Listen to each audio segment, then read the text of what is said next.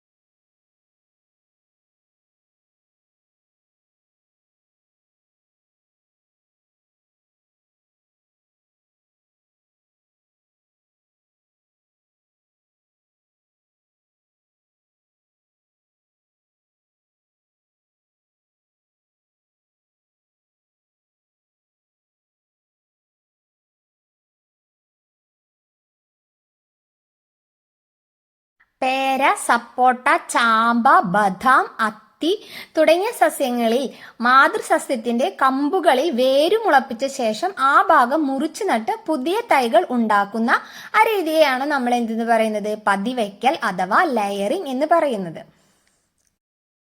ഈ മുകളിൽ പറഞ്ഞ മരങ്ങളുടെ ഒക്കെ എന്താണ് കൊമ്പൊടിച്ച് നട്ടുങ്ങാണ്ട് പുതിയൊരു ഇന ഉണ്ടാക്കാന്ന് പറയുന്നത് പെട്ടെന്ന് നടക്കില്ല. അവർക്ക് വേര് മണ്ണിൽ പെട്ടെന്ന് വളരാനുള്ള സാഹചര്യം കുറവാണ് അല്ലെ. അപ്പൊ അതുകൊണ്ടാണ് നമ്മൾ ഇങ്ങനെയുള്ള ചെടികളെ ലെയറിങ് ചെയ്യുന്നത്.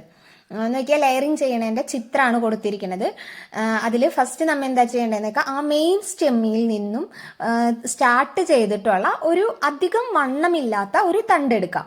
എന്നിട്ട് അതിനെ ഒരു 2-3 സെൻറ്റിമീറ്റർ വണ്ണത്തിൽ അതിനെ തൊലി നമ്മൾ നീക്കിക്കളയാം. റൗണ്ട് ഷേപ്പിൽ കേട്ടോ, മൊത്തം അതിനെ റൗണ്ടിൽ ആ കമ്പിൻ്റെ ചുറ്റും നമ്മൾ ആ ഒരു 2-3 സെൻറ്റിമീറ്റർ നീളത്തിൽ ആ തൊലി നമ്മൾ നീക്കാം.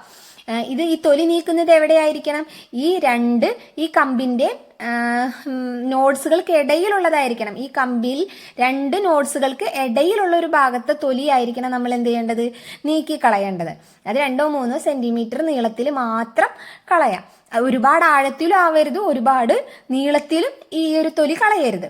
പിന്നെ നമ്മൾ അതിൽ ചകിരിച്ചോറ്, മണ്ണ്, ചാണകപ്പൊടി എന്നിവ ചേർത്ത മിശ്രിതം ചെറിയ നനവോട് കൂടിയിട്ട് ആ ഒരു ഭാഗത്ത് വെച്ചു കൊടുക്കാം. ചിത്രത്തിൽ കണ്ടില്ല, ഒരു കൈ കൊണ്ട് ഇങ്ങനെ വെച്ചിരിക്കണേ. എന്നിട്ട് അങ്ങനെ വെച്ചതിന് ശേഷം മൊത്തം ആ ചകിരിച്ചോറും മറ്റുള്ളതും കവർ ചെയ്യണം കേട്ടോ. റൗണ്ടിൽ തന്നെ കവർ ചെയ്യണം ആ സ്റ്റെമ്മിന്റെ. എന്നിട്ട് എന്ത് ചെയ്യുക? ഒരു പോളിത്തീൻ ഷീറ്റോ എന്തെങ്കിലും ഒരു പ്ലാസ്റ്റിക് പോലത്തെ എന്തെങ്കിലും കൊണ്ട് കവർ ചെയ്യുക. എന്തിനാ കവർ ചെയ്യണേന്ന് വെച്ച് കഴിഞ്ഞാൽ അതിനുള്ളിലേക്ക് എന്ത് വരരുത്? വെള്ളമൊന്നും കയറരുത്. നമ്മൾ ഒഴിച്ചു കൊടുക്കണ വെള്ളമല്ലാതെ പുറത്തു നിന്നുള്ള അങ്ങനെ കൂടുതൽ നനവുകളൊന്നും വരാൻ പാടില്ല. എന്ന് വെച്ചെങ്ങാട്ട് ഈ ചകിരിച്ചോറും ചാണകപ്പൊടിയൊക്കെ ഉള്ള ആ ഒരു മിശ്രിതത്തിൽ എന്ത് വേണം? ചെറിയ നനവ് വേണേം താനും. അത് എന്നിട്ട് നമ്മൾ നോക്കുകയും വേണം കേട്ടോ, അത് ഡ്രൈ ആവുന്നുണ്ടോ എന്നുള്ളതൊക്കെ ഒന്ന് നോക്കണം. അഴിച്ചൊന്നും നോക്കാനല്ല, നമുക്ക് ചെന്ന് നോക്കുമ്പോൾ അറിയാലോ നനവുണ്ടോ, അതിനൊരു ചെറിയൊരു നനവുണ്ടോ. അപ്പം നനവില്ലാന്ന് തോന്നുകയാണെങ്കിൽ നമ്മൾ കുറച്ച് വെള്ളം അതിൽ ഒഴിച്ചു കൊടുക്കണം. പോളിത്തീൻ ഷീറ്റ് വെച്ച് കെട്ടുന്നത് എക്സ്ട്രാ വെള്ളങ്ങൾ നമ്മൾ ഉദ്ദേശിക്കുന്നതിനേക്കാൾ കൂടുതൽ മറ്റു കാര്യങ്ങൾ അവിടേക്ക് എത്താതിരിക്കാൻ വേണ്ടിയിട്ടാണ്. അങ്ങനെ 1-2 മാസങ്ങളൊക്കെ കഴിഞ്ഞു കഴിഞ്ഞാൽ അതിനെന്ത് വരും? ആ ചെറിയ ചെറിയ വേരുകൾ ആ ഭാഗത്ത് വരുന്നത് നമുക്ക് കാണാൻ പറ്റും. പിന്നീട് ഇത് ധാരാളം വേരുകളായിട്ട് നമുക്ക് കാണാൻ സാധിക്കും. ആദ്യം കുറച്ച് വേരുകൾ വന്നിട്ട് പിന്നെ ഇങ്ങനെ നിറയെ വേരാവും. അപ്പം അങ്ങനെ വേരുകൾ വന്നു കഴിഞ്ഞ് കഴിഞ്ഞാൽ ആ ഒരു ലെയറിങ്ങിൻ്റെ നമ്മൾ കെട്ടിവെച്ചിട്ടില്ലേ, ആ ഒരു ഭാഗത്തിന് തൊട്ട് താഴെയായിട്ട് ഈ ഒരു കമ്പിനെ നമ്മൾ കട്ട് ചെയ്തെടുക്കാം. എന്നിട്ട് ഒരു ചെടിച്ചട്ടിയിലോ ഒരു സേഫായ ഒരു പ്ലേസിൽ കവറിലോ എന്തെങ്കിലും നമ്മ ഇത് നടാം. ഗ്രോയിങ് ബാഗിലോ അങ്ങനെ എന്തെങ്കിലും നമ്മ ഇതിനെ നടുമ്പോൾ ആ പ്ലാസ്റ്റിക്കിൻ്റെ നമ്മൾ കെട്ടിവെച്ചതൊക്കെ കളയണം കേട്ടോ. എന്നിട്ട് ആ ചകിരിച്ചോറിൻ്റെ ആ വേരോടുകൂടി ഈ പ്ലാസ്റ്റിക്കിൻ്റെ ഇതൊന്നും പാടില്ല, അത് മാറ്റിയിട്ട് ആ ഒരു ഗ്രോയിങ് ബാഗിലോ അല്ലെങ്കിൽ ചെടിച്ചട്ടിയിലോ നമ്മ ഇത് നടുക. എന്നിട്ട് കുറച്ച് നാൾ അതിന് വെള്ളമൊക്കെ ഒഴിച്ചൊന്ന് കെയർ ചെയ്ത് കഴിഞ്ഞ് കഴിഞ്ഞാൽ ഇതെന്താവും? വളർന്ന് വരുന്നത് നമുക്ക് കാണാൻ പറ്റും. അങ്ങനെ ഒന്ന് വളർന്നൊക്കെ കഴിഞ്ഞാൽ പിന്നെ നമുക്ക് എവിടെയാണോ മാറ്റി നടേണ്ടത് ഈ മാവും തയ്യെ, ഏത് ഭാഗത്താണെന്ന് മണ്ണിൽ എവിടെയാണ് നടേണ്ടതെന്ന് വെച്ചാൽ അവിടെ കൊണ്ടുപോയിട്ട് നമുക്കിതിനെ നട്ടുപിടിപ്പിക്കാൻ സാധിക്കും. അപ്പോൾ കൊമ്പൊടിച്ച് നടുന്നതിനേക്കാളും ഇതെന്ന് പറഞ്ഞാൽ ഒരിക്കലും പിടിക്കാതിരിക്കില്ല, നമുക്കത് ഉറപ്പാണ്. അപ്പോൾ ഈ രീതിയിൽ ചെയ്യുന്നതായിരിക്കും എന്താണ് മാവ് അല്ലെങ്കിൽ ചാമ്പ, ബദാം അങ്ങനെയുള്ള നമ്മൾ നേരത്തെ പറഞ്ഞ കുറച്ച് ആ പ്ലാന്റുകൾക്കൊക്കെ ബെറ്റർ ആയിട്ടുള്ളത്. ഈ ലെയറിങ് തന്നെ എന്താണ് 2 തരത്തിലുണ്ട്. എയർ ലെയറിങ്ങും ഉണ്ട്, സർപ്പൻറ്റിങ് ലെയറിങ്ങും ഉണ്ട്. നമുക്ക് ലെയറിങ്ങിൻ്റെ സ്റ്റെപ്സുകളൊക്കെ ഒന്ന് വായിച്ചു നോക്കാം. എക്സാമിന് ഇതിൻ്റെ സ്റ്റേജസ് ചോദിക്കുമ്പോൾ ഒന്ന് പെൻസിൽ കൊണ്ട് ജസ്റ്റ് ഇതൊന്ന് ഇങ്ങനെ ഡ്രോ ചെയ്ത് വെച്ചോട്ടാ. ഒരു കമ്പിൻ്റെ ചിത്രം വരച്ച് 2 ഇലയൊക്കെ വരച്ചിട്ട് ഇങ്ങനെ ഒരു രീതിയിലൊന്ന് വെച്ചാൽ നിങ്ങൾക്ക് മാർക്ക് നല്ലോണം സ്കോർ ചെയ്യാൻ പറ്റും. Select a pencil sized stem of the mother plant. It is better to select it from the main stem. നമ്മൾ ഏതാ മെയിൻ സ്റ്റെമ്മിൽ നിന്നുള്ള ഒരു പെൻസിൽ സൈസുള്ള ഒരു സ്റ്റെം ആയിരിക്കണം നമ്മൾ സെലക്ട് ചെയ്യേണ്ടത്. Make a cut of 2 to 3 centimetre length of the circular shape on the bark in between 2 nodes of the stem. ഈ സ്റ്റെമ്മിൻ്റെ 2 നോഡിൻ്റെ ഇടയിലുള്ള ഭാഗത്ത് 2 to 3 സെൻറ്റിമീറ്റർ ലെങ്ത്തിൽ ഒരു സർക്കുലർ ഷേപ്പിലായിരിക്കണം എന്ത് ചെയ്യേണ്ടത്? നമ്മൾ ആ തൊലി കട്ട് ചെയ്ത് നീക്കേണ്ടത്. Apply a slightly wet mixture of cocopeat, soil and cow dung powder to this area. Cocopeat എന്ന് പറഞ്ഞാൽ എന്താണ്? ചകിരിച്ചോറ്, പിന്നെ മണ്ണ്, കൗഡങ് പൗഡർ എന്ന് പറഞ്ഞാൽ ചാണകപ്പൊടി കേട്ടോ. ചാണകത്തിന് ഇപ്പം എന്താ പറയുക? കൗഡങ്. ചാണകപ്പൊടി ആവുമ്പോൾ cow dung powder. To this area, ആ ഏരിയയിൽ നമ്മൾ ഈ ഒരു മിക്സ്ചർ ആഡ് ചെയ്യാം. Wrap this area with a polythene bag, ആ ഒരു ഏരിയ നമ്മൾ എന്ത് ചെയ്യുക, പിന്നെ പോളിത്തീൻ ഷീറ്റ് വെച്ചങ്ങാണ്ട് ഒന്ന് കവർ ചെയ്യാം. Water the area if required, വെള്ളം ആവശ്യമുണ്ടെങ്കിൽ മാത്രം എന്ത് ചെയ്ത് കൊടുക്കുക, അവിടേക്ക് ആഡ് ചെയ്ത് കൊടുക്കാം. ഇനി മൂന്നാമത്തെ stage, root will sprout in the area of layering within 2 months, 2 മാസത്തിനുള്ളിൽ ആ ലെയറിംഗ് ചെയ്ത ഏരിയയിൽ എന്ത് വരാൻ തുടങ്ങും, വേരുകൾ വരാൻ തുടങ്ങും. Cut the stem just below the area of layering and this can be planted in flower pot or grow bag. നമ്മൾ ഇതിനെ ലെയറിങ്ങിന്റെ തൊട്ട് ആ ഭാഗം കഴിഞ്ഞിട്ടുള്ള ലെയറിങ് ചെയ്ത ശേഷമുള്ള ഭാഗം കട്ട് ചെയ്ത ശേഷം അതിനെ നമ്മളൊരു ചെടിച്ചട്ടിയിലോ ഗ്രോ ബാഗിലോ നടാം. വെൻ ഇറ്റ് സ്റ്റാർട്ട് ഗ്രോയിങ്, അത് എപ്പോൾ വളർന്നു തുടങ്ങുന്നുവോ, it can be replanted in soil, അത് വളർന്നു തുടങ്ങിയതിന് ശേഷം നമുക്ക് എന്ത് ചെയ്യാൻ പറ്റും, മണ്ണിലേക്ക് നടാം. ചെടിച്ചട്ടിയിൽ നിന്ന് മാറ്റി മണ്ണിലേക്ക് നടാം. മനസ്സിലായില്ലേ? ഇപ്പം ലെയറിങ്ങിൻ്റെ സ്റ്റെപ്പ് ചോദിക്കുമ്പോഴാണ് ആ മുകളിൽ ഇപ്പം പറഞ്ഞ കാര്യങ്ങൾ എഴുതേണ്ടത്. ഇനി ലെയറിങ് എന്താണെന്ന് വല്ല 1 മാർക്കിനൊക്കെ ക്വസ്റ്റ്യൻ ചോദിച്ചാൽ നമ്മൾ എന്ത് എഴുതണം, layering is the practice of producing plants by cutting and planting the stem of mother plant after germinating root from it. Layering എന്ന് വെച്ചാൽ എന്താണ്, നമ്മ പ്രൊഡ്യൂസ് ചെയ്യാണ് പ്ലാന്റിനെ, എവിടെ നിന്ന് കട്ട് ചെയ്തെടുക്കും, സ്റ്റെമ്മ്, ആ മദർ പ്ലാന്റിന്റെ സ്റ്റെമ്മ് നമ്മ കട്ട് ചെയ്തെടുക്കും. എപ്പോഴാണ് കട്ട് ചെയ്യുക, അവിടെ റൂട്ട് ജെർമിനേറ്റ് ചെയ്തതിന് ശേഷമാണ് നമ്മൾ ആ മദർ പ്ലാന്റിൽ നിന്നും സ്റ്റെമ്മ് കട്ട് ചെയ്തെടുത്തിട്ട് പുതിയൊരു പ്ലാന്റിനെ പ്രൊഡ്യൂസ് ചെയ്യുന്ന ആ പ്രവൃത്തിയെയാണ് നമ്മൾ എന്തെന്ന് പറയാ, ലെയറിങ് എന്ന് പറയുന്നത്. ലെയറിങ് 2 തരത്തിലാണുള്ളത്, എയർ ലെയറിങ്ങും സർപ്പൻറ്റിംഗ് ലെയറിങ്ങും. എന്താണ് എയർ ലെയറിങ്, സർപ്പൻറ്റിംഗ് ലെയർ, രണ്ടും തമ്മിലുള്ള വ്യത്യാസം നമുക്ക് നോക്കാം. എല്ലാ സ്റ്റെമ്മുകളും, എല്ലാ പ്ലാന്റിന്റെ സ്റ്റെമ്മുകളും എന്ത് ചെയ്യാൻ പറ്റില്ല, നമുക്ക് വളച്ചൊടിച്ച് മണ്ണിൽ കുത്താൻ പറ്റൂല, അല്ലേ? ചില പ്ലാന്റുകളുടെ എന്തായിരിക്കും, നേരെ മുകളിലേക്കായിരിക്കും പോവുക, അല്ലേ? ഇപ്പോൾ പേരയ്ക്ക, നമ്മൾ നേരത്തെ പറഞ്ഞ ബദാം, അത്തി, ഇവയുടെ കൊമ്പുകളൊക്കെ മണ്ണിലധികം ടച്ച് ചെയ്യിക്കുക എന്ന് പറയുന്നത് പോസിബിളായ കാര്യമല്ല. അതേ സ്ഥാനത്ത് ഇപ്പം സ്ട്രോബെറിയുടെയോ അല്ലെങ്കിൽ കുരുമുളകിൻ്റെയോ ഒക്കെ എന്താണ്, ഇങ്ങനെ തളർന്ന സ്റ്റെമ്മാണ്, അതിനെ നമുക്ക് വേണമെങ്കിൽ ഒന്ന് വളച്ച് മണ്ണിനടിയിലേക്ക് വെക്കാൻ പറ്റും. അപ്പം നമ്മൾ അങ്ങനെ മണ്ണിനടിയിലേക്ക് വെക്കാൻ പറ്റുന്ന പ്ലാന്റുകളുടെ സ്റ്റെമ്മുകൾ നമ്മൾ എന്ത് ചെയ്യും, വളച്ച് മണ്ണിൽ വെച്ചിട്ട് ഇടയ്ക്കിടയ്ക്ക് കുറച്ച് മണ്ണിട്ട് കൊടുത്തു കഴിഞ്ഞാൽ ആ സ്റ്റെമ്മിൻ്റെ ആ ഭാഗത്ത് നിന്നും എന്ത് വരാൻ തുടങ്ങും, റൂട്ട് വരാൻ തുടങ്ങും.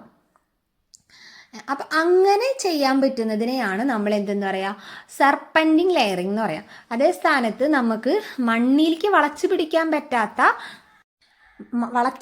പറ്റാത്ത പ്ലാന്റുകളെ നമ്മൾ വായുവിൽ നിർത്തി തന്നെ, അല്ല അന്തരീക്ഷത്തിൽ വെച്ചുകൊണ്ട് തന്നെയായിരിക്കും ലെയറിങ് ചെയ്യുക. ആ നമ്മൾ മറ്റേ പറഞ്ഞ 3 സ്റ്റെപ്പ് പ്രൊസീജിയർ ഉപയോഗിച്ചിട്ട് നമ്മൾ പുതിയൊരു പ്ലാന്റിന് ഉണ്ടാക്കും. അതാണ് എയർ ലെയറിങ്. മണ്ണിൽ മുട്ടുന്നില്ലല്ലോ, അത് അന്തരീക്ഷത്തിൽ നിന്നിട്ടല്ല അതിനെ നമ്മൾ ലെയറിങ് ചെയ്യുന്നത്. അതിനെയാണ് നമ്മൾ എന്തെന്ന് പറയാ, എയർ ലെയറിങ് എന്ന് പറയാം. മറ്റേത് ഗ്രൗണ്ടിൽ ടച്ച് ചെയ്ത് നമുക്ക് ഇങ്ങനെ ചെയ്യാൻ പറ്റും. എനിക്ക് ചിത്രത്തിൽ കണ്ട ഇങ്ങനെ വെച്ചുകൊടുത്തിട്ട് നമുക്ക് പുതിയൊരു പ്ലാന്റിന് ഉണ്ടാക്കാൻ പറ്റുന്നതിനെയാണ് നമ്മൾ എന്തെന്ന് പറയാ, സർപ്പൻറ്റിംഗ് ലെയറിങ് എന്ന് പറയുന്നത്.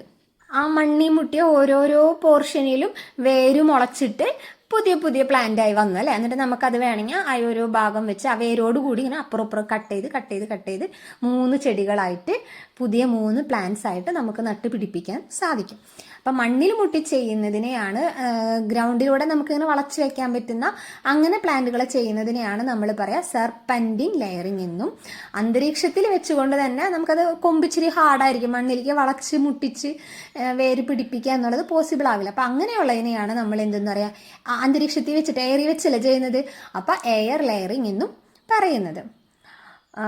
പതിവയ്ക്കൽ എന്ന് പറഞ്ഞാൽ മാതൃസസ്യത്തിന്റെ കമ്പുകളിൽ വേര് മുളപ്പിച്ച ശേഷം ആ ഭാഗം മുറിച്ച് നട്ട് പുതിയ തൈ ഉണ്ടാക്കുന്ന രീതിയാണ് എന്ത്, ലെയറിംഗ് എന്ന് പറയുന്നത്. ലെയറിംഗ് തന്നെ എന്താണ്, 2 തരത്തിലാണുള്ളത്. ഒന്ന് വായുവിൽ പതിവയ്ക്കലും പിന്നെയോ നാഗ പതിവയ്ക്കലും. സർപ്പൻറ്റിംഗ് ലെയറിംഗ്, നാഗ പതിവയ്ക്കലും. എയർ ലെയറിങ്ങിന്, വായുവിൽ പതിവയ്ക്കലിന് എക്സാമ്പിൾ ഏതൊക്കെയാണ്, പേര, കശുമാവ്, സപ്പോട്ട, റോസ്, ചെമ്പരത്തി, അത്തി, അത്തി, ബദാം. ഇത് നമുക്കറിയാം, ഈ ചെടികളെ കാണുമ്പോൾ തന്നെ അറിയാം ഇവർക്ക് കമ്പുകൾക്ക് ഇത്തിരി ഹാർഡ്നെസ് ഉണ്ട്. ഇവരെ വളച്ച് നമുക്ക് മണ്ണിൽ മുട്ടിക്കാന്ന് പറഞ്ഞത് പോസിബിൾ അല്ല. അതേസമയത്ത് ഇപ്പുറത്തെ സൈഡിലുള്ളത് നാഗപതിവക്കിലുള്ള ചെടികൾ ഏതൊക്കെയാണ്? ബോഗൺ വില്ല, മുല്ല, പിച്ചി, കുരുമുളക്, മുന്തിരി, ജമയന്തി, വെറ്റില, ഇവയൊക്കെ എന്താണ് നമുക്ക് വളരെ സിമ്പിൾ ആണ് അല്ലേ. അവരെ തണ്ടൊക്കെ ഇച്ചിരി സോഫ്റ്റ് ആണ്. അതുകൊണ്ട് വേണമെങ്കിൽ വളച്ചൊന്ന് മണ്ണിൽ മുട്ടിച്ചിട്ട് നമുക്കിത് വെക്കാൻ പറ്റും. അപ്പോൾ ഈ 2 തരത്തിലാണ് പതിവയ്ക്കലുള്ളത്. അത് ഇത്തരം ചെടികളാണ് ചെയ്യുന്നത്, ഇത്തരം പ്ലാന്റ്സ് ആണ് ചെയ്യുന്നതെന്നുള്ളതും എക്സാമ്പിളും ഒന്ന് ഓർത്ത് വെക്കാനാട്ടോ. എക്സാമിന് ചോദിക്കും. Layering are 2 types, air layering and serpentine layering. Air layering examples are guava, cashew tree, sapota, rose, java apple, ചാമ്പ, ഫിഗ്, അത്തി അറിയാം അല്ലെ, ആൽമണ്ട് അതും അറിയാം, ബദാം. Serpentine layering examples are bougainvillea, jasmine, betel എന്ന് പറഞ്ഞാൽ വെറ്റില, പെപ്പർ, ഗ്രേപ്സ്, ക്രൈസാന്തമം, ജമന്തി. ഇങ്ങനെ ചെയ്യുന്നത് കൊണ്ടുള്ള ബെനിഫിറ്റ്, മെറിറ്റ് അല്ലെങ്കിൽ ഡീമെറിറ്റ് എന്തൊക്കെയായിരിക്കും? മെറിറ്റ് നമുക്കറിയാം എന്തായാലും. ഇപ്പോൾ ആർട്ടിഫിഷ്യൽ പ്രൊപ്പഗേഷൻ്റെ എന്തിൻ്റെ മെറിറ്റ് ചോദിച്ചാലും നമുക്ക് പറയാം ഏർലി ഫ്ലവറിങ് ആൻഡ് ഫ്രൂട്ടിങ് അല്ലേ. നേരത്തെ പൂക്കുകയും കായ്ക്കുകയും ചെയ്യും വേഗത്തിൽ. അപ്പോൾ അത് നമ്മുടെ ഈ 3 ബെനിഫിറ്റ് തന്നെയാണ് അല്ലേ. നമുക്ക് വേഗത്തിൽ പൂവും കായും ഉണ്ടാവാൻ വേണ്ടി ചെയ്യുന്നതല്ല. അപ്പോൾ 3 ബെനിഫിറ്റിൽ നമുക്ക് ഇത് എഴുതി വയ്ക്കാം കേട്ടോ. മെറിറ്റിൽ നമുക്ക് ഗുണമേന്മ എന്താണ്, അതിൻ്റെ ദോഷവശം നല്ല വശവും ചോദിക്കില്ലേ. നല്ല വശത്തിൽ നമുക്ക് ഇത് ഏതിനും ഇത് തന്നെ എഴുതി വയ്ക്കാം. അപ്പോൾ ഇത് നന്നായി പഠിച്ചു വെച്ചോ. ഏർലി ഫ്ലവറിങ് ആൻഡ് ഫ്രൂട്ടിങ് എന്ത് വെച്ചാൽ അതങ്ങോട്ട് എഴുതി വെച്ചോ കേട്ടോ. ഇനി പിന്നെന്തൊക്കെയായിരിക്കും ഗുണങ്ങൾ? നമുക്ക് നേരത്തെ ഇത് പൂക്കുകയും കായ്ക്കുകയും ചെയ്യും. നമുക്ക് 10 വർഷമൊന്നും കാത്തിരിക്കേണ്ട ആവശ്യമില്ല. അതുപോലെ ഇനി എന്തൊക്കെയായിരിക്കും? മാതൃസസ്യത്തിന്റെ അതേ ഗുണം ഇതിനുണ്ടാവുമായിരിക്കും അല്ലെ. നമ്മൾ ഏത് ചെടിയാണോ ഉണ്ടാക്കാൻ ഒരുപാട് കായ്ക്കുന്ന മധുരമുള്ള മാങ്ങയാണ് നമ്മൾ ഇഷ്ടപ്പെട്ടെന്നുണ്ടെങ്കിൽ അല്ലെങ്കിൽ അങ്ങനെ ആ ഒരു ഗുണം തന്നെ എന്തായിരിക്കും ഇതിനുണ്ടായിരിക്കും. പേരയ്ക്ക നല്ല പേര, ചുമന്ന പേരയ്ക്കാണെങ്കിൽ അത് യാതൊരു മാറ്റവും ഉണ്ടാവില്ല അല്ലെ. മാതൃസസ്യത്തിന്റെ ഗുണത്തിൽ നിന്ന് യാതൊരു മാറ്റവും ഈ ചെടികൾക്ക് ഉണ്ടാവില്ല. അപ്പോൾ ഇതും നമ്മുടെ മെറിറ്റിൽ 3 എഴുതാവുന്ന ഒരു പോയിന്റാണ് കേട്ടോ. Qualities of mother plant. മാതൃസസ്യത്തിന്റെ അതേ ഗുണം തന്നെയായിരിക്കും ഏതിനുണ്ടാവുക, ഈ പ്ലാന്റിനും ഉണ്ടായിരിക്കാം. അപ്പോൾ ഈ 2 പോയിന്റ്സ് നമുക്ക് 3 എഴുതാൻ പറ്റും. Qualities of mother plant, early flowering and fruiting. ഇനി ഡീമെറിറ്റ്സ് ഏതൊക്കെയാണ്? നമുക്ക് കെയർ ഒരുപാട് കൊടുക്കണം അല്ലേ. ഈ ബഡ്ഡിങ് ആണെങ്കിലും ഗ്രാഫ്റ്റിംഗ് ആണെങ്കിലും ലെയറിംഗ് ആണെങ്കിലും കെയർ ഒരുപാട് വേണ്ടതാണ്. അപ്പം 3 ഡീമെറിറ്റ് ആയിട്ട് ഇത് നമുക്ക് എഴുതാം അല്ലെ. കൂടുതൽ പരിചരണം ആവശ്യമാണ്, റിക്വയർഡ് മോർ കെയർ. പിന്നെയോ ലെയറിങ്ങിൽ മാത്രമേ എഴുതാൻ പറ്റുള്ളൂ. തായ് വേരും ഉണ്ടാവില്ല. തായ് വേര് എന്ന് പറഞ്ഞാൽ എന്താണ്? Absence of tap root system.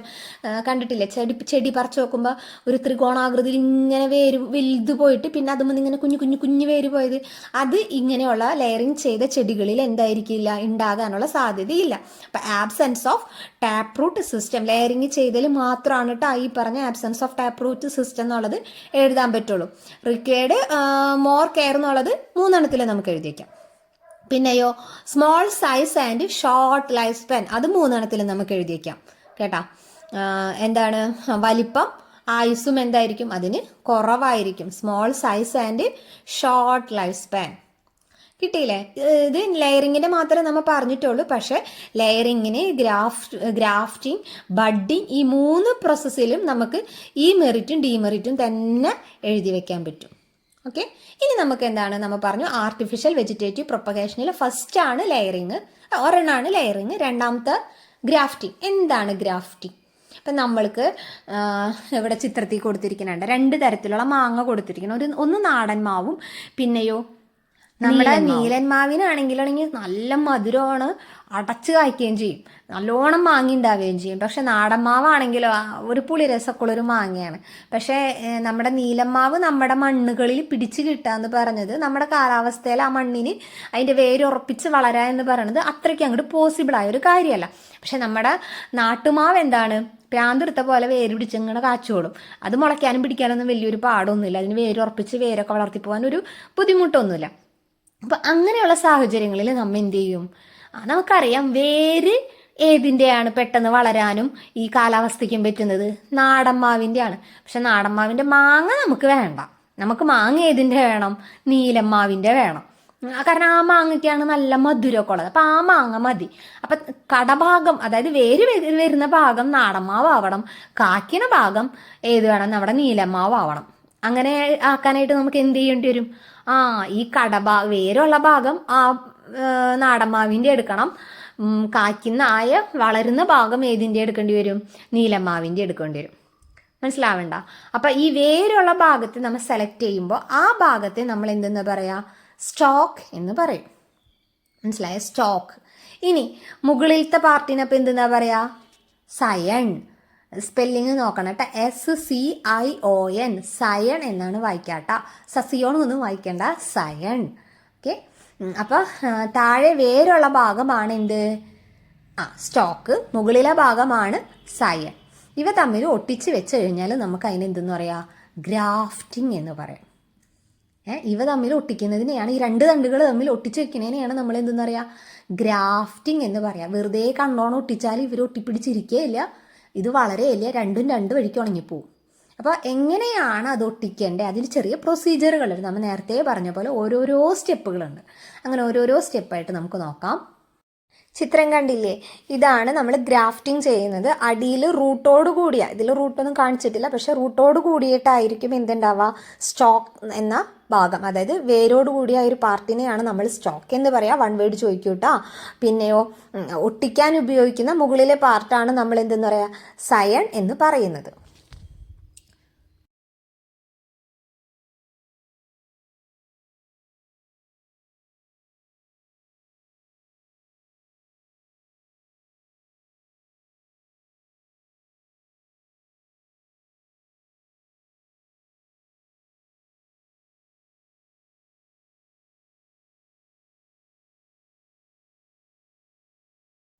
Choose a mango plant of Moovandan variety of 6 months to 1 year. ഒരു വയസ്സോ അല്ലെങ്കിൽ 6 മാസമോ പ്രായമുള്ള മൂവാണ്ടൻ മാവിൻ്റെ ഒരു തൈ നമ്മൾ ചൂസ് ചെയ്യാം.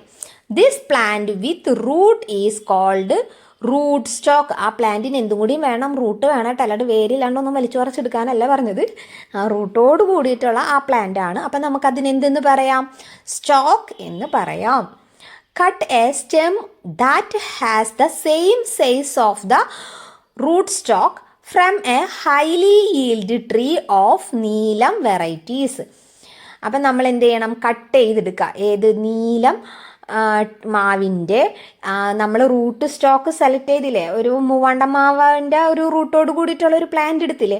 അതിൻ്റെ വണ്ണത്തിനോട് സെയിമായി നിൽക്കുന്ന വണ്ണമുള്ള നീലം പ്ലാന്റിൻ്റെ ഒരു കമ്പ്, രണ്ട് വണ്ണവും സെയിം ആയിരിക്കണം കേട്ടോ, അത് കട്ട് ചെയ്തെടുക്കുക. നന്നായി കായ്ക്കുന്ന നീലം മാവിൻ്റെ സ്റ്റെമ്മ് കട്ട് ചെയ്യുക. നമ്മുടെ റൂട്ട് സ്റ്റോക്ക് സ്റ്റെം എടുത്തതിൻ്റെ സെയിം സൈസ് ആയിരിക്കണം. This is called scion. അതിനെയാണ് നമ്മൾ എന്തെന്ന് പറയുക? സയൺ എന്ന് പറയുക. നീലം മാവിൻ്റെ സ്റ്റെമ്മിനെയാണ് നമ്മൾ എന്തെന്ന് പറയുക? സയൺ എന്ന് പറയുന്നത്. റൂട്ടോട് കൂടിയുള്ള മൂവാണ്ടൻ മാവിൻ്റെ ഇതിനെയാണ് നമ്മൾ എന്തെന്ന് പറയുക? സ്റ്റോക്ക് എന്ന് പറയുന്നത്. മനസ്സിലായല്ല? മാറിയിട്ടില്ലല്ല? A stem which has newly formed buds should be selected as a scion. മുകുളങ്ങൾ വരാൻ തുടങ്ങിയ ഒരു സ്റ്റെമ്മായിരിക്കണം നമ്മൾ സയണായിട്ട് സെലക്ട് ചെയ്യേണ്ടത്. Third paragraph. Cut the root stock at 50 centimeter from the bottom. അതായത് നമ്മൾ വേരിൽ നിന്നും താഴെ നിന്നും മുകളിലേക്ക് ഒരു 15 centimeter ഹൈറ്റിലായിരിക്കണം നമ്മൾ റൂട്ട് സ്റ്റോക്ക് കട്ട് ചെയ്യേണ്ടത്. റൂട്ട് സ്റ്റോക്ക് എന്ന് പറഞ്ഞാൽ നമ്മുടെ മൂവാണ്ടൻ മാവ് കേട്ടോ. അത് നമ്മളിപ്പോൾ സെലക്ട് ചെയ്തിട്ടുള്ളത് മൂവാണ്ടൻ മാവാണെങ്കിൽ അതിനെ കട്ട് ചെയ്യേണ്ടത്. To join the scion. എന്തിനു വേണ്ടിയിട്ടാ? നമ്മൾ ആ സയൺ ജോയിൻ ചെയ്യാൻ, ആ നീലം മാവിനെ കൊണ്ടുവന്ന് ഒട്ടിച്ചേക്കണ്ടേ, അതിന് വേണ്ടിയിട്ട്.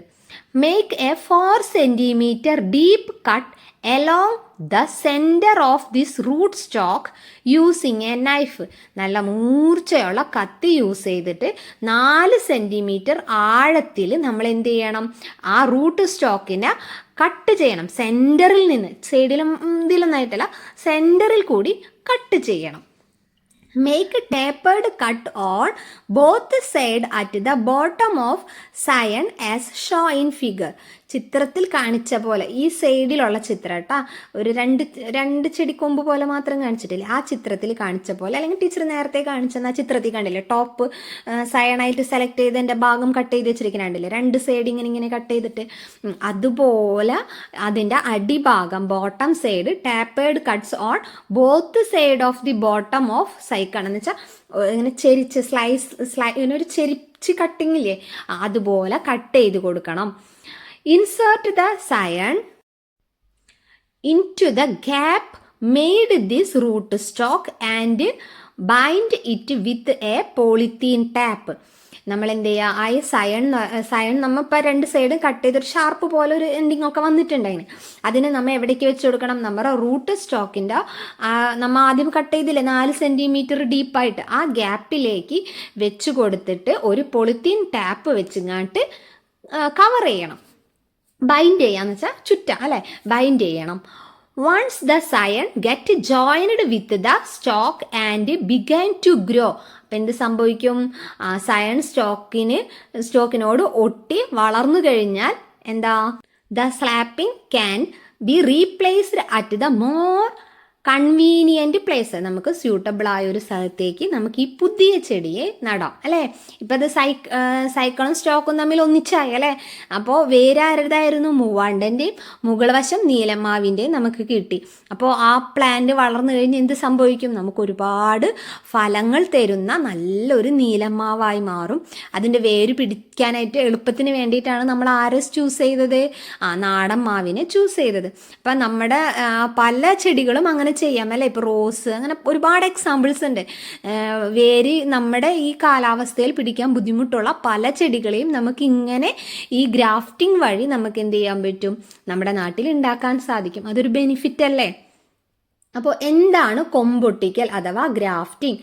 1 മാർക്കിൻ്റെ ക്വസ്റ്റ്യനായിട്ട് ചോദിച്ചാൽ എഴുതാം, ഗുണമേന്മയുള്ള ഒരു സസ്യത്തിൻ്റെ കമ്പ് അതേ വർഗത്തിൽപ്പെട്ട വേരോടുകൂടിയ മറ്റൊരു സസ്യത്തിൽ ഒട്ടിച്ചേർത്ത് മികച്ച ഇനം തൈ ഉൽപ്പാദിപ്പിക്കുന്ന രീതിയാണ് കമ്പൊട്ടിക്കൽ അഥവാ ഗ്രാഫ്റ്റിംഗ്. അതേ വർഗത്തിൽ വേണം കേട്ടോ. മാവിൻ്റെ ഇനത്തിൽ തന്നെ ഉള്ളതായിരിക്കണം, അല്ലെങ്കിൽ ഒട്ടിപ്പിടിച്ചാൽ വളരൂല. മാവിനെ കൊണ്ടുപോയിട്ട് വല്ല ചാമ്പരയുമ കൊണ്ടുപോയി റൂട്ട് എടുത്ത് കഴിഞ്ഞാൽ പിടിക്കോ? ഇല്ല. മാവുമ്മ മാത്രമേ ചെയ്യാൻ പാടുള്ളൂ. അതാണ് ഒരേ വർഗം എന്ന് ഉദ്ദേശിച്ചത്. ഒരേ വർഗത്തിലായിരിക്കണം എന്ന് പറയുന്നത് കേട്ടോ. ഒട്ടിക്കാനായി തിരഞ്ഞെടുക്കുന്ന വേരോടുകൂടിയ ചെടിയുടെ റൂട്ട് സ്റ്റോക്ക് എന്നും ഒട്ടിക്കുന്ന കമ്പിനെ സയൺ എന്നും പറയുന്നു. നമ്മൾ പറഞ്ഞു അല്ലേ. ഇനി ഇങ്ങനെ ചെയ്യുന്നത് കൊണ്ടുള്ള ബെനിഫിറ്റ് എന്തൊക്കെയാ? നമ്മൾ പറഞ്ഞു ബെനിഫിറ്റ് എന്ത് ചോദിച്ചാലും 2-3 നമ്മൾ പഠിച്ചു വെച്ചിട്ടുണ്ട്. എന്താണ്? വേഗത്തിൽ പൂക്കുകയും കായ്ക്കുകയും ചെയ്യുന്നു, ഏർലി ഫ്ലവറിങ് ആൻഡ് ഫ്രൂട്ടിങ്. പിന്നെന്താണ്? മാതൃസസ്യത്തിൻ്റെ അതേ ഗുണം എന്ന് പറയാം അല്ലേ. മുകളിൽ എന്താണ്? നീലമാവിൻ്റെ അതേ ഗുണമുള്ളതായിരിക്കും ലഭിക്കുക. പിന്നെന്താ? നമുക്ക് വേര് പിടിക്കാത്ത, നമ്മുടെ ഇവിടങ്ങളിൽ ഉണ്ടാവാത്ത പല സസ്യങ്ങളെയും നമുക്ക് ഗ്രാഫ്റ്റിങ്ങിലൂടെ നമുക്ക് പുതിയൊരു പ്ലാന്റിന് ഉണ്ടാക്കിയെടുത്തൂടെ? അതും ഒരു ബെനിഫിറ്റ് തന്നെയാണ്. ഡീമെറിറ്റ് ആയിട്ട് എന്തെന്ന് പറയാം, ഒരുപാട് കെയർ കൊടുക്കേണ്ടി വരും, സൈസ് ചെറുതായിരിക്കും. ഓക്കെ, അങ്ങനെ എഴുതാം കേട്ടോ. ഇനി അടുത്തതാണ് എന്ത്? ബഡ്ഡിങ്. ഗ്രാഫ്റ്റിംഗ് കഴിഞ്ഞു, ലെയറിങ് കഴിഞ്ഞു. ഇനിയാണ് എന്ത്? ബഡ്ഡിങ്, മുകുളം ഒട്ടിക്കൽ. ഇതെങ്ങനെയാ ചെയ്യുക? കമ്പിന് പകരം എന്താണ്? മുകളമാണ് എടുക്കുന്നത്. നമ്മൾ നേരത്തെ എന്താ എടുത്തത്? സയൺ അല്ലേ. കമ്പിന് പറയുന്നതിന് സയൺ ആണ് എടുത്തത്. പക്ഷെ ഇവിടെ നമ്മൾ എന്തായിരിക്കും എടുക്കുക? ഒരു ബഡായിരിക്കും അതിൽ നിന്ന് എടുക്കുന്നത്. Budding is the method of producing superior quality planting material by joining the bud of superior quality plants with another plant that has roots and belongs to the same species. ഗുണമേന്മയുള്ള ക്വാളിറ്റിയുള്ള ഒരു സസ്യത്തിൻ്റെ ബഡ് എടുത്തിട്ട് വേരോടുകൂടിയ അതേ വർഗത്തിൽപ്പെട്ട മറ്റൊരു സസ്യത്തിൽ ഒട്ടിച്ച് ചേർത്ത് പുതിയൊരു plant എന്ന് പറഞ്ഞാൽ ഒരു പുതിയ നല്ല ഗുണമേന്മയുള്ള ഒരു തൈ ഉണ്ടാക്കുന്ന ഒരു ഈ പ്രോസസ്സിനെയാണ് നമ്മൾ എന്തെന്ന് പറയുന്നത്? ബഡ്ഡിങ്. ബഡല്ലേ എടുക്കുന്നത്. അപ്പോൾ ബഡ്ഡിങ്. ലെയറിംഗ് എന്ന് പറഞ്ഞാൽ ലെയർ കട്ട് ചെയ്ത് കേട്ടോ അങ്ങനെ സ്റ്റെമ്പ്. ഗ്രാഫ്റ്റിംഗ് എന്ന് പറഞ്ഞാൽ 2 എണ്ണം വരുന്നുണ്ട് അല്ലേ. ഒരു സ്റ്റെമ്മാണ് എടുക്കുന്നത്. പക്ഷെ ഇവിടെ എന്താണ്? ഗ്രാഫ്റ്റിൻ്റെ ചെറിയൊരു വ്യത്യാസം വരും. ഇവിടെ എന്താണ്? സ്റ്റെമ്മല്ല, പകരം ബഡാണ് എടുക്കുന്നത്. അപ്പോൾ ബഡ് എടുക്കുമ്പോൾ ബഡ്ഡിങ്, തെറ്റാണ്ടിരിക്കാൻ വേണ്ടിയിട്ടാട്ടോ. ബഡ് എടുത്താൽ ബഡ്ഡിങ്. ഇനി അതിൻ്റെ സ്റ്റെപ്സ് എന്തൊക്കെയാണെന്നാണ് പറയണേ. First step, chisel off a bud along with the bark. എന്ത് ചെയ്യുക, നമ്മൾ ആ ബഡ് എടുക്കുക, ഏതോടുകൂടി ആ തോലോട് കൂടിയിട്ടായിരിക്കണം ബഡ് എടുക്കേണ്ടത്. From the branch of superior quality jack fruit. നല്ല ഇനം ജാക്ക് ഫ്രൂട്ടിൻ്റെ ആയിരിക്കണം നമ്മൾ ആ തോലോട് കൂടിയിട്ടുള്ള ബഡ്സ് എടുക്കേണ്ടത്. This is the scion. അതാണ് എന്ത്, സയൺ എന്ന് നമ്മൾ പറയുന്നത്. Peel off bark from the area where bud is to be inserted. നമ്മൾ ഏത് ഏരിയയിലാണോ ആ ബഡ് കൊണ്ടുവന്ന് വെക്കാൻ ഉദ്ദേശിക്കുന്നത് ആ ഭാഗത്തെയും എന്ത് ചെയ്യണം, ആ തോല് ആ ചെടിയുടെ ആ ഭാഗത്തുള്ള തോല് നീക്കം ചെയ്യണം. In the native Jack fruit tree sapling which in the grown in A pot or grow bag. നമ്മൾ ചെടിച്ചട്ടിയിലോ ഗ്രോ ബാഗിലോ വളരുന്ന ആ നാടൻ ജാക്ക് ഫ്രൂട്ടിൻ്റെ തോല് ഏത് ഭാഗത്താണോ നമ്മൾ ഇൻസേർട്ട് ചെയ്യാൻ ഉദ്ദേശിക്കുന്നത് ആ ഭാഗത്തെ തോലും നീക്കം ചെയ്യണം. അതിനെയാണ് നമ്മൾ ആ എടുത്തില്ലേ നാടൻ ജാക്ക് ഫ്രൂട്ട് ട്രീ, അതിനെയാണ് നമ്മൾ എന്തെന്ന് പറയുക, റൂട്ട് സ്റ്റോക്ക് എന്ന് പറയുന്നത്. Attach the scion with the polythene tap to the area of the root stock from where bark was removed, keeping the bud exposed. നമ്മുടെ ആ ഒരു തോല് ചെത്തിയ റൂട്ട് സ്റ്റോക്കിൻ്റെ ആ ഭാഗത്ത് നമ്മൾ സയണായി യൂസ് ചെയ്യുന്ന ആ ബാർക്കോട് കൂടിയ ബഡ് കൊണ്ടുവന്ന് ഒട്ടിച്ച് വെക്കണം. എന്നിട്ട് എന്ത് ചെയ്യുക, ആ ഒരു ഏരിയ പോളിത്തീൻ ഷീറ്റ് കൊണ്ട് ഇങ്ങനെ കവർ ചെയ്യണം. പക്ഷെ കവർ ചെയ്യുമ്പോൾ എന്ത് ചെയ്യണം, നമ്മുടെ ആ ബഡിലെ ആ മുകുളം പുറത്ത് കാണുന്ന രീതിയിലായിരിക്കണം പോളിത്തീൻ ഷീറ്റ് കൊണ്ട് കവർ ചെയ്ത് കെട്ടാൻ. ചിത്രത്തിൽ കണ്ടില്ലേ, ആ നീളത്തിൽ ഒട്ടിക്കാൻ വെച്ചിട്ടുള്ള ആ ചെടിയാണ് എന്ത്, നമ്മൾ റൂട്ട് സ്റ്റോക്ക് എന്ന് പറയുന്നത്. ആ പച്ച കളറിൽ കൊണ്ടുവന്ന് ഒട്ടിച്ച് വെച്ചതിനെയാണ് നമ്മൾ സയൺ എന്ന് പറയുന്നത്. എന്നിട്ട് കണ്ട ആ മുകുളം പുറത്ത് കാണുന്ന രീതിയിലാണ് പോളിത്തീൻ ഷീറ്റ് കൊണ്ട് അത് കവർ ചെയ്തിട്ടുള്ളത്. നാലാമത്തെ സ്റ്റേജ് എന്താണ്, മുകുളം നന്നായി വളരാൻ തുടങ്ങിയാൽ സ്റ്റോക്കിൻ്റെ മുകൾ ഭാഗം മുറിച്ചു മാറ്റുക. മുകുളം വളർന്നതിനു ശേഷം ആ തൈ പറമ്പിലേക്ക് മാറ്റി നടാം. അപ്പം നമ്മൾ കൊണ്ടുവന്ന് ഈ ബഡ്സ് അവിടെ ഒട്ടിച്ചു വെച്ചു അല്ലേ, എന്നിട്ട് പോളിത്തീൻ ഷീറ്റ് കൊണ്ടൊക്കെ കെട്ടിക്കുക. അപ്പോൾ പക്ഷെ അപ്പോഴും അതിൻ്റെ എന്തുണ്ടായിരിക്കും, ആ നാടൻ പ്ലാവിൻ്റെ ഇലകളൊക്കെ മുകളിൽ തന്നെ നിൽക്കുന്നുണ്ടായിരിക്കും. കാരണം എന്താ, ഇതിന് വേണ്ട ഭക്ഷണവും മറ്റു കാര്യങ്ങളും ആ ഒരു ജീവൻ അതിന് നിലനിർത്താൻ വേണ്ട എല്ലാം അതിന് വേണ്ടേ. അപ്പോൾ ആ ലീഫൊന്നും അപ്പം കളയാൻ പാടില്ല. ഈ മുകുളം നമ്മൾ ഒട്ടിച്ചത് എപ്പോഴാണോ വളർന്നു തുടങ്ങുന്നത് അതിന് ശേഷം വേണം നമ്മൾ എന്ത് ചെയ്യുക, അതിൻ്റെ ആ ടോപ്പ് ഏരിയ അങ്ങോട്ട് കട്ട് ചെയ്ത് കളയാം. ആ മുകുളത്തിൻ്റെ തൊട്ട് മുകളിലുള്ള നമ്മൾ ബഡ്സ് ഒട്ടിച്ചില്ലേ അതിൻ്റെ തൊട്ട് മുകളിലുള്ള ഭാഗം വെച്ച് അത് കട്ട് ചെയ്ത് കളയാം. അപ്പം പിന്നെ വളരുന്നത് ഏതായിരിക്കും, ഈ ബഡ്സിനായിരിക്കും പിന്നീട് വേഗത്തിൽ വളർന്ന് ഈ ബഡ്സ് വെച്ച് 2-3 ലീഫൊക്കെ വന്നതിന് ശേഷം വേണം അത് കട്ട് ചെയ്ത് കളയാനായിട്ട്. പിന്നെ ആ ബഡ്സ് ഇങ്ങനെ ഗ്രോ ചെയ്തോളും. അപ്പം നമ്മൾ അങ്ങനെ പിടിച്ച് വളർന്നു തുടങ്ങിയെന്ന് കാണുമ്പോൾ ഈ ഗ്രോ ബാഗിൽ നിന്നും അല്ലെങ്കിൽ ചെടിച്ചട്ടിയിൽ നിന്നും നമ്മൾ എന്ത് ചെയ്യുക, നമുക്ക് ഇഷ്ടപ്പെട്ട മണ്ണിലേക്ക് എവിടേക്കാണെന്ന് വെച്ചാൽ മാറ്റി നടാം. അപ്പോൾ നമ്മളിപ്പോൾ പറഞ്ഞത് ബഡ്ഡിങ്ങിൻ്റെ എല്ലാ സ്റ്റേജസും പറഞ്ഞു അല്ലേ. എന്താണ് ബഡ്ഡിങ്? ഗുണമേന്മയുള്ള ഒരു സസ്യത്തിൻ്റെ മുകുളം അതേ വർഗത്തിൽപ്പെട്ട വേരോടുകൂടിയ മറ്റൊരു സസ്യത്തിൽ ഒട്ടിച്ചു ചേർത്ത് മികച്ച നടീൽ വസ്തു ഉണ്ടാക്കുന്ന രീതിയാണ് മുകുളം ഒട്ടിക്കൽ എന്ന് നമ്മൾ പറയുന്നത്, ബഡ്ഡിങ് എന്ന് പറയുന്നത്.